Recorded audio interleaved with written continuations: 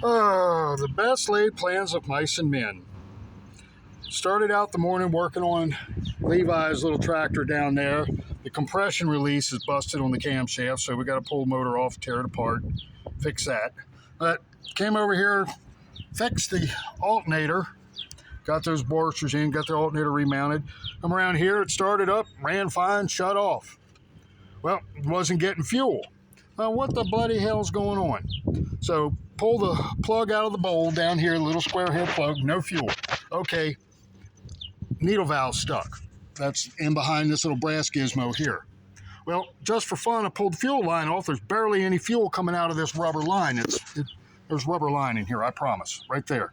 There you can see the rubber line in the old filter. So there's barely any fuel coming out of there, so I start chasing back all the way back to the valve.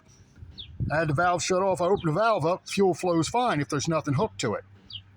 So I'm like, all right. Well, it turns out that the lining inside that rubber hose had started to deteriorate and it collapsed.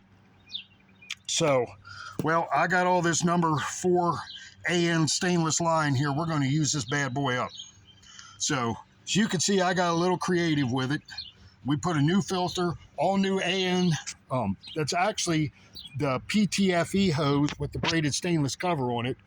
And they'll tell you, you got to use these special fittings and this and that.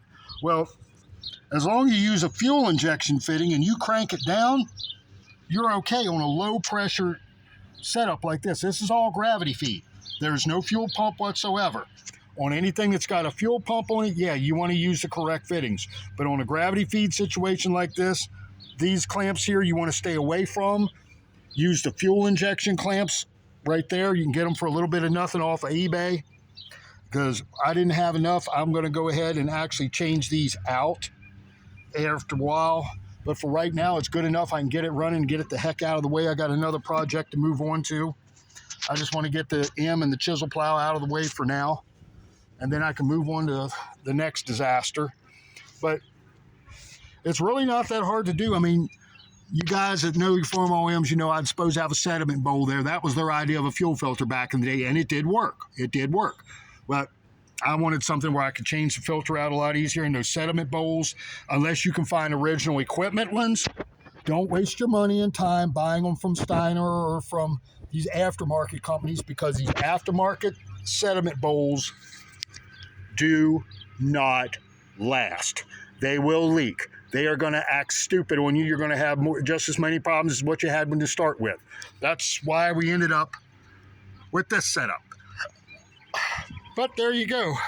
Fun times on a Saturday morning here at the Funny Farm.